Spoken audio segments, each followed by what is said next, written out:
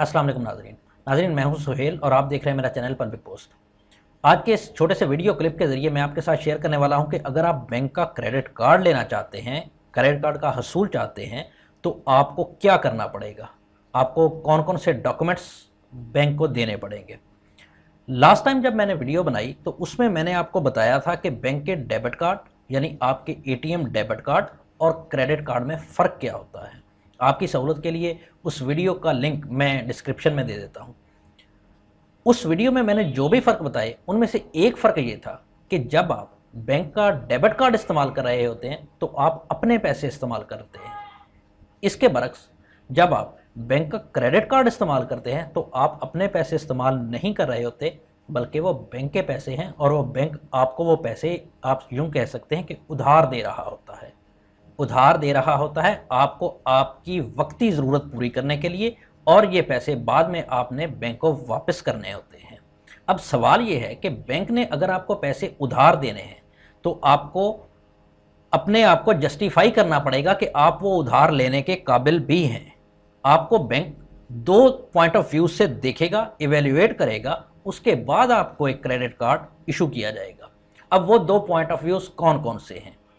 पहली बात कि बैंक आपका इनकम सोर्स देखेगा कि क्या आप इतने पैसे कमाते भी हैं। अगर कमाते हैं तो आपका सोर्स क्या है, कहीं आप कोई ब्लैक मनी तो नहीं कमा रहे, आपका एक जायज़ ज़रिया आमदन है। उस जायज़ ज़रिया आमदन से आप कितने पैसे कमा रहे हैं। जितनी अमाउंट का बैंक आपको क्रेडिट कार्ड देना चाहता है या देने वाला है, क्या आपकी इनकम उसको जस्टिफाई करती है। क्या आप बैंक की वो क्रेडिट लिमिट, क्रेडिट लाइन आप वापस करने के काबिल हैं। और ये एक पॉइंट ऑफ व्यू है। दूसरे पॉइंट ऑफ व्यू से आपको देखेगा कि आपका बैंकिंग सेक्टर के साथ रिलेशनशिप कैसा है।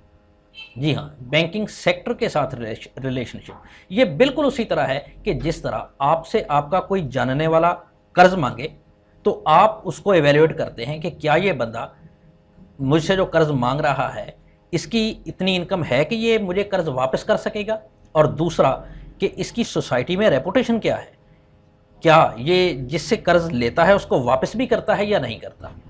बिल्कुल इसी तरह बैंक भी आपको एवेल्युएट करता है। तो पहले पॉइंट ऑफ व्यू में वो आप बैंक आपकी इनकम सोर्स, मतलब आप करते क्या हैं, पैसे कितने कमाते हैं।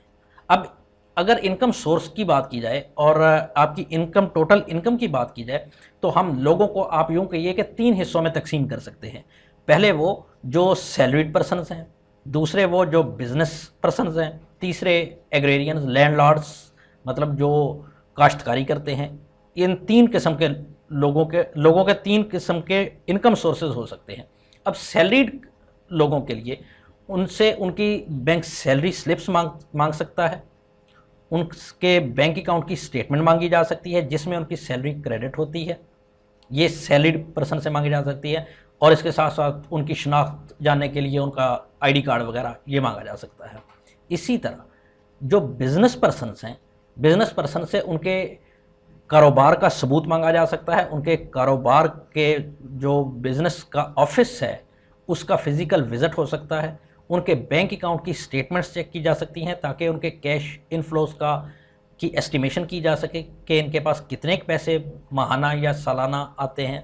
और इसके साथ साथ उनसे उनके एनटीएन की डिटेल, मतलब जिस नंबर के तहत वो फेडरल बोर्ड ऑफ रेवेन्यू में रजिस्टर्ड है, वो एनटीएन नंबर मांगा जा सकता है।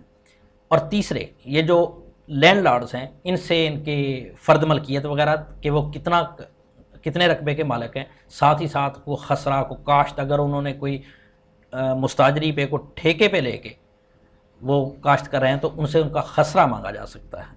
और तीसरी चीज़, उनसे उनके बैंक स्टेटमेंट के क्या उनके पास बैंक में इतने पैसे आते भी हैं कि अगर उनको क्रेडिट कार्ड इशू किया जाए तो वो उसको उस क्रेडिट लिमिट को वापस करने के काबिल भी हैं।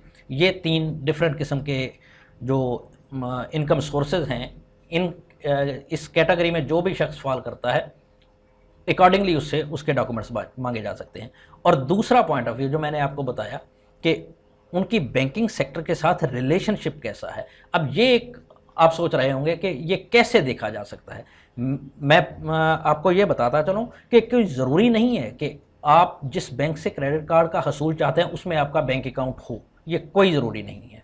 हाँ, बैंक उसमें देखता है कि आपका बैंकिंग सेक्टर के साथ किसी भी बैंक की आपकी स्टेटमेंट, क्या आप बैंक अकाउंट मेंटेन करते हैं, और सेकेंडली कि क्या आपने कभी किसी बैंक से कर्ज लिया है, अगर कर्ज लिया है तो क्या आपने उसको टाइमली पे किया है, आपने अपने इंस्टॉलमेंट्स या उस पर मार्कअप्स आपने डिले तो नहीं किया, टाइमली सब रीपेमेंट्स हैं आपकी।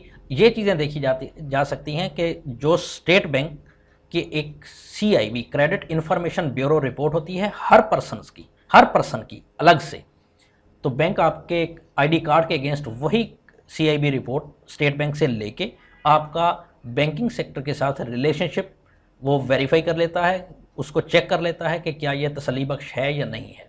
अगर आपका इनकम सोर्स और आपका बैंकिंग सेक्टर के साथ रिलेशनशिप तसल्ली बख्श हो, बैंक उस पर मुतमैन हो, तो फिर बैंक आपके नाम पे क्रेडिट कार्ड इशू करता है। अगर बैंक उसमें कोई कबाहत फील करे आपके इनकम सोर्स में या आपकी CIB रिपोर्ट में, तो बैंक उस क्रेडिट कार्ड देने से हिचकिचाता है, ना सिर्फ हिचकिचाता है बल्कि साफ इनकार कर देता है। आज के लिए इतना ही, अपना ख्याल रखिएगा। Thank you very much. अल्लाह हाफिज़।